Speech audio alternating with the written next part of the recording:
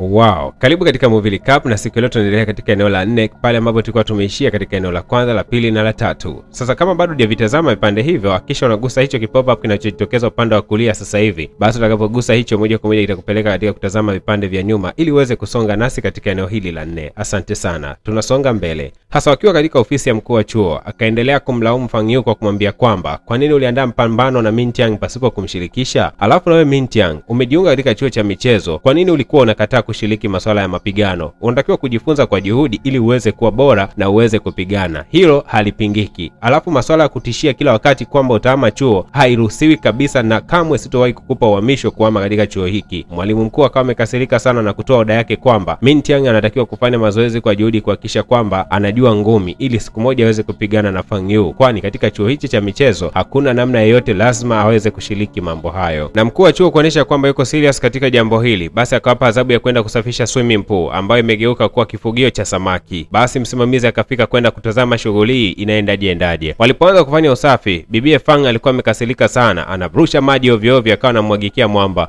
Jamaa akawa anamwangalia msimamizi kama anaweza kuzungumza neno lolote, lakini msimamizi naye alikuwa busy tu. Ikabidi Min Tiang naye alipe kisasi. Wakati huo akaendelea kumwagiana maji, msimamizi alikuwa yuko kimya tu wakati wote. Mwisho wa siku akatoa maamuzi yake kwa kusema kwamba kwa sababu nilikuwa nimwapatia adhabu na nyinyi mnaona kama mchezo, ikabidi kuwafunga miguu wote wawili, na hapa akawaambia wafanye kazi wakiwa wako pamoja kabisa. Kufungwa kwao miguu ikaongeza ugumu wa kazi, wakajikuta wanafanya kazi kwa ugumu zaidi. Mwisho wa siku akapata wazo kuwa kila unaporusha hatua moja basi turushe kwa usawa ili kazi iweze kwenda. Basi jaribu kuendelea kufanya hivyo, na mwisho wa siku kazi yao ikawa imefanikiwa. Wakiwa wamechoka sana, wakajilaza katika mabenchi yanayokuwa kando kidogo ya swimming pool. Hasa nyakati hizo mwamba akiwa amejiegamisha hapa, alikuwa amechoka sana na usingizi ukawa umemchukua.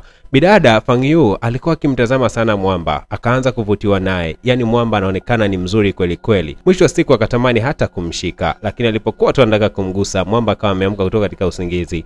Akamwambia samahani, kulikuwa kuna kama nzi hivi kwa maeneo haya. Wakajikuta wanatazamana kimahaba, kitu ambacho kikamfanya Fang kujikuta tu anaona aibu, na akaondoka katika eneo hilo haraka sana. Jamaa akiwa anamtazama bibi anaondoka, alihisi labda huyu mtu kwa sababu ni mtu wa boxing, labda alikuwa anataka kumpiga kolomeo lake. Yaani jamaa akafikiria mambo ya ajabu tofauti na bibi alichokuwa anafikiria. Bidada Xiaomi baada ya kupigwa siku ile katika ulingo, hakulizika kabisa. Akaamua kumfuata mwamba katika chuo anachosoma, na hapa akamwambia kwamba anahitaji warudie ule mpambano wa siku ile. Mwamba alikuwa ananoma, akamwambia haina shida yoyote, yani wewe uwe tayari tu, usiwe tayari, mimi niko tayari wakati wote naweza nikakudunda. Basi bidada akasema kwamba siku ile nilipiga kwa sababu zile gloves ambazo nilikuwa nimevaa zilikuwa sio za kutokea katika shule yetu, leo nimekuja nazo za kwangu. Akawa anafungua mfuko wake ili aweze kuzivaa, lakini bahati mbaya ni kwamba akahisi kana kwamba kuna kichomi nyuma ya mgongo wake. Mwamba akamfuata na kumwambia kuwa nilijua tu ni dhaifu, haukujiandaa kwa ajili ya mapigano, kwa hiyo sihitaji kupigana na wewe tena kwa wakati huu, nisije nikakuua bwana. Bibi alipotoka katika eneo lile la gym, Mwamba alimkimbilia haraka sana. Alijua tu shida hichi kichomi imetokana na baridi, hivyo aliwahi hapa aliweza kupatiwa kofia moto kabisa. Lengo ni kwamba aweze kupoza kile kichomi kilichokuwa kinamsumbua. Akamwambia kuwa wewe sio type yangu na kamwe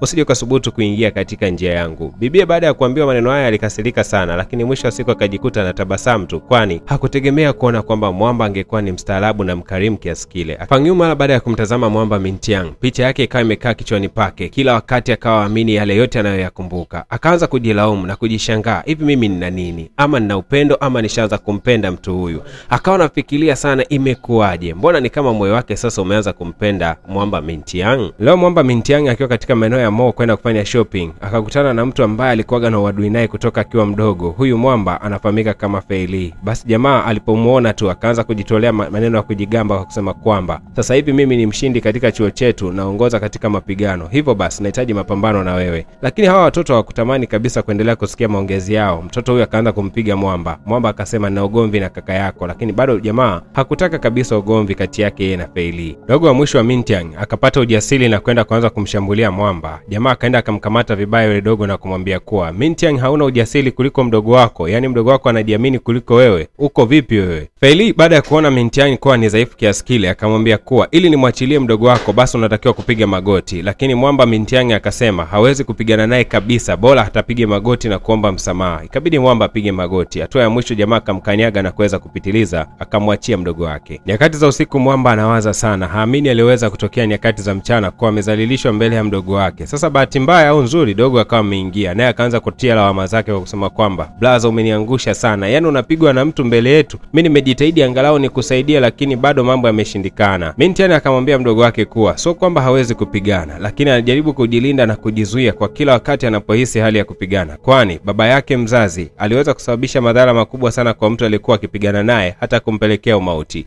Lakini pia jambo hilo likapelekea baba hao kuwa mlevi sana na mamake ndio akaondoka hapa nyumbani. Kwa hiyo sio kwamba kaka hapendi kupigana, bali ana sababu maalum za kutokufanya hivyo. Na siku nyingine mdogo wangu usisubutu kunipazia sauti, sawa? Kisha dogo akawa ameondoka. Brother kama ametoa yote moyoni mwake. Mwamba Mintian akakumbuka kuwa bibi Fang Yu alikuwa amemwomba kujiunga na timu ya mapigano. Sasa akaona huu ni wakati sahihi au sio wakati sahihi. Hatukujua jibu ni lipi, lakini baadaye tunaonyeshwa katika kikundi hiki cha watu wanaojifunza mazoezi kwa ajili ya mambo ya mapigano. Leo San amekuja kujiunga. Ikumbuke kwamba anapenda sana sifa mwamba huyu. Akajipaka mafuta mwili mzima eti ili aweze kung'aa. Basi baadaye bana kuna bidada akawa ameingia hapa ndani na kuanza kushangaa. Hivi wewe umejipakaje mafuta hivyo? Utafikiri shetani wa mafuta. Kabidi kumwambia, "Kwa nini mnampenda sana Mintian kuliko mimi?" Wakamwambia Mintian kwa sababu ni wa kipekee, tofauti kabisa na mpuzi wewe. Alafu kitu kingine, tunampenda Mintian kwa sababu kwanza ni wa kwanza kuingia katika chuo na wewe ni wa pili. Kwa hiyo utakuja kupenda baadaye. Uwe mvumilivu tu. Kitu kingine bana, usifanye sana mazoezi, utakuja kuwa na nguvu, utaanza kukuogopa. Tunampenda Mintian kwa sababu ni dhaifu na tunatamani kumlinda. Kwa hiyo vitu kama hivyo unatakiwa kuvizingatia pia. Alafu bibi akaongezea kwa kumwambia San kwamba ujifute mafuta yote kwenye mwili wako, alafu hapo chini hakisha unapasafisha. Basi mwamba akafanya haraka sana kutaka kuanza kusafisha. Bahati mbaya akawa yeye ndo wa kwanza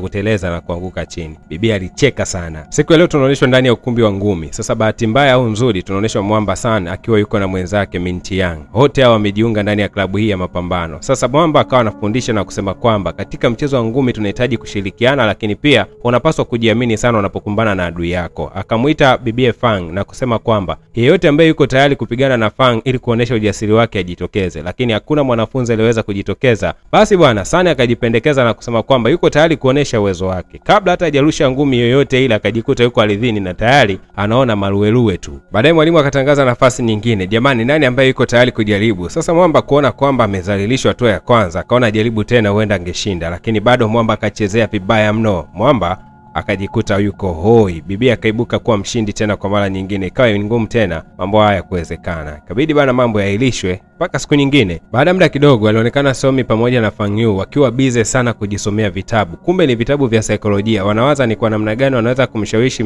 Mintian kuweza kuingia katika masuala mazima ya michezo ya boxing, na kila wakati wanawaza huyu jamaa tutamshawishi vipi lengo tuweze kupigana naye. Sasa wakati wanaendelea kusoma, kwa bahati nzuri wakawa wameona Mintian. Hasa yule bibi Gumia ambaye huwa anampenda sana Mintian akanyoka moja kwa moja kwa Mintian na kuanza kuongea naye, kitu ambacho hawa wawili hawakutaka kabisa kuongea na Mintian. Kwanza wakaanza kumkimbia. Sasa mwamba akawa anashangaa, mbona kama wananikimbia hawa? Kumbe lengo lao wamalize kwanza kusoma vitabu vya kushawishi mtu ili wanapokuja kuongea naye wamshawishi kirahisi na yeye aweze kujiunga na mchezo wa boxing. Mwamba akanyoka nao na kukimbia. Kumbe ana speed hata kuliko hao. Akafika mbele yao na hapa wakaanza kushangaa. Akachukua karatasi moja akamwambia kwamba nipo tayari kujifunza mchezo wa ngumi na niko tayari hata kupigana na huyo msichana wenu ambaye mnasema ni mshindi wa chuo, kwa sababu sasa hivi nimezamilia kuingia ndani ya mchezo. Basi mabibi walifurahi sana kuona kwamba Mintian amekubali kuingia ndani ya mchezo wa boxing na yuko tayari kupigana na bibi Fang Yu. Swali ni kuwa, je, atafanikiwa kumtakaza bibi Fang Yu? Hili ni swali ambalo linahitaji majibu. Kama unataka kuona sehemu inayofuatia, basi unaweza kugusa hiyo inayojitokeza hapo juu, lakini kubwa zaidi nikukumbushe tu kwamba nina bonge la movie ambalo nalitoa